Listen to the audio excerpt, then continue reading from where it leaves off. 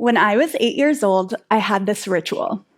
After I finished my homework, I'd head upstairs to my room, turn on my favorite Christina Aguilera CD, and sit on the floor, surrounding myself with all this stuff that was supposed to make me playful. I'd take out my Barbies one by one, spread out my markers in every color, and then I'd wait. And I'd wait. And I'd wait until something felt worthy enough, perfect enough to make. That moment barely ever came.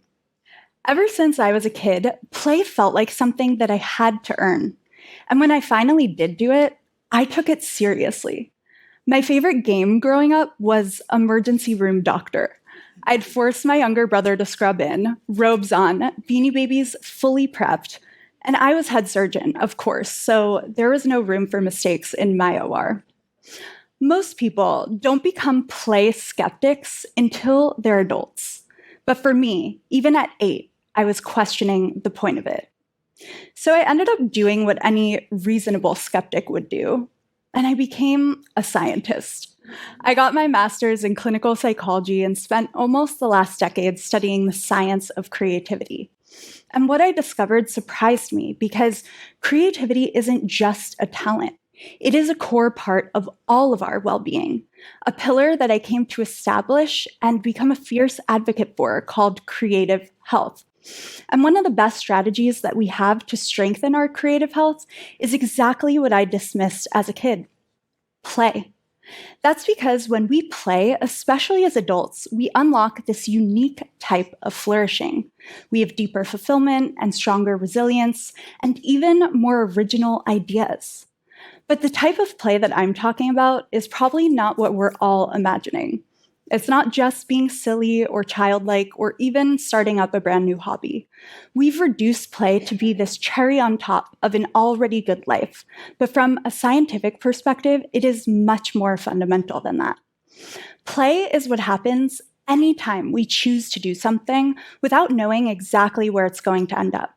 There are no instructions we need to follow or outcomes we need to achieve, just two elements: intrinsic motivation and the freedom not to know the answer in advance. The problem is, we've come to treat that type of play as worse than optional. It's something that we avoid and even punish. So much so that upwards of 70% of adults around the world today have stopped doing it. I first noticed this pattern as I was interviewing thousands of people about their current relationship with play, and I kept hearing the same thing over and over. They told me they didn't have the time or the talent or the right tools to do it anymore. And when they finally did, it wasn't play. It looked a lot like my emergency room, something that was scheduled and optimized with nothing left to chance. I know this might not seem like a big deal, like we're just having less fun, but it's deeper than that. We are living through a play deprivation crisis. We've systematically removed everything that makes play what it is the spontaneity, the freedom, the wonder from all parts of adult life, and replaced it with efficiency and achievement. And in doing so, we're losing the very survival skills that we need the most right now, things like our capacity to adapt and imagine and even feel alive.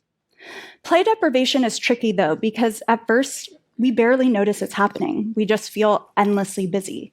But over time, without play, stress can compound, and then burnout can become chronic. And then we walk around as playless adults, which ultimately creates a playless society, one where our institutions can grow rigid and lonely and polarized. But we can change this, though, not even just for ourselves, but for future generations too, because play isn't something we age out of. It is a lifelong trait, which means no matter how invisible it might feel, we can always restore it. And how we go about doing that is much simpler and more expansive than you'd think. At my company, Daydreamers, one of the things we got extremely curious to figure out was finding the optimal way to play. Are you noticing a trend about me yet? We studied all kinds of people, executives, postal workers, stay-at-home parents from 18 to 85. And we looked at how they played, not in a lab, but in the texture of their daily lives. And as we analyzed the millions of minutes of creative behaviors that we collected through pictures and psychologically validated assessments, we found the opposite of my hypothesis. Play wasn't some list of actions we could add to our calendar. It was an approach. The people who became creatively healthy were doing something differently. They were playing all the time in all these parts of life, thinking playfully, expressing themselves playfully, even noticing when it happened around them. And as they began to embody it, their lives transformed. So while I wish I could stand here and give us one play prescription to follow, that would be the antithesis of what it is. What I can do, though, is paint a picture of what a playful life could look like, because we don't need more stuff. We just need to start injecting it back into how we already live. And the 3 places to start are during work, before sleep, and in public. Let's start at work, because most of us get stuck in this linear, task-oriented thinking, churning through to-dos and in back-to-back meetings. But neuroscientists have found that the spontaneous, imaginative thinking that's underneath creative play lives in a different part of our brain, called the default mode network. And that gets activated when we do things we don't normally consider productive. Playful people mind wander. They daydream. We often call that laziness, but underneath the surface, our creative brain is actually hard at work, connecting all these disparate ideas that don't make sense yet. Even Einstein swore by this. He credited his most innovative ideas not to doing math behind a desk, but to thought experiments. And right now, protecting our nonlinear thinking matters more than ever. And that doesn't happen through doing cringy icebreakers. So next time you see Mark staring off into the distance during a meeting, or even you want to look away from your inbox, celebrate it, because your thinking is starting to play. Okay, that sounds doable, right? But what happens when we get home from work? Well, most of us feel exhausted, so we reach for ease. We scroll, order food at the click of a button. We want our lives to be frictionless. But our play and our lives need friction. There's actually a type of positive stress called eustress that comes about when we do things that require effort from us. That's why physically playing or making things with our bodies actually expands our energy and even our perception of time.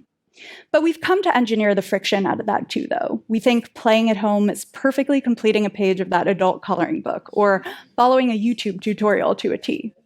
Real play, though, is freer than that, which can feel uncomfortable at first. It's experimenting with a bunch of different ingredients without a recipe, or doodling in the margins of your notebook. It can be that simple. That's actually exactly what I was doing when I had my own creative breakthrough. Normally, I'd get home from work and try to relax, or if I was feeling extra adventurous, I'd take out my notebook and try to write something profound, neither of which are very playful. But one night, while I was writing, my pen moved to the left, and then it made a circle. And then a bunch of random shapes and patterns started to flow, and while I did feel uncomfortable, I was also incredibly liberated. And when I came back to reality and tried to make sense of it, I thought of my 8-year-old self, sitting on the floor of her room, waiting for something worthy to make. And I realized in that moment that she, like so many of us, got it backwards, because we don't need to wait for play to feel good to do it. Doing it in the face of resistance and discomfort is how we begin. But we can't just play alone at our desks or in our rooms. We need to play in public too. The last and most insidious sign of play deprivation is cultural. It's when we don't just deprioritize it ourselves, but we actively punish it in the world, silencing music in our parks or calling leisure time lazy. Almost 100 years ago, philosopher Johann Huizinga warned us about this, suggesting that when a culture loses play, it can become brittle and polarized, unable to cope with change. I know that might seem familiar and maybe even scary, but know that play is inherently contagious. Research actually shows that just being in proximity to people doing it can motivate us to do it too. So we don't always need to be the main character. We can just amplify it when we see it. I'm sure you've noticed this happen before when a crowd begins to form around a musician, but most of us end up racing past. So next time, I want you to take out your headphones and listen for a moment. Maybe be the first to laugh or clap or join in, because when we make play visible, it allows our communities to come alive too. I know that even these small moments of play can feel like an act of rebellion in a world that's convinced us doing it as adults is unnecessary. And oftentimes they are. But it wasn't always this way. Since the beginning of our species, we have been making these beautiful, weird, funny, interesting things for no bigger purpose at all. Anthropologist Ellen Dissanayake actually has a name for this capacity. She calls it making special. In her work studying early human societies, she also kept noticing an interesting pattern. Every culture, without having spoken to one another first, kept adding these playful touches to the most ordinary aspects of their lives. They decorated their tools with intricacy. They made clothes and filled them with beads and shells. They danced and told stories and appreciated beauty for no functional or productive reason, just because. So this exact capacity to play, to make special, isn't just inside of you. It's wired into our entire species. It's always how we've stayed human, how we've bonded and adapted and even made meaning in life's most difficult moments. And I see that as our responsibility to keep that part of ourselves alive. So we need to play again in any form, in every part of life. Not necessarily because it will lead us somewhere better, but because we are human and humans play. Thank you.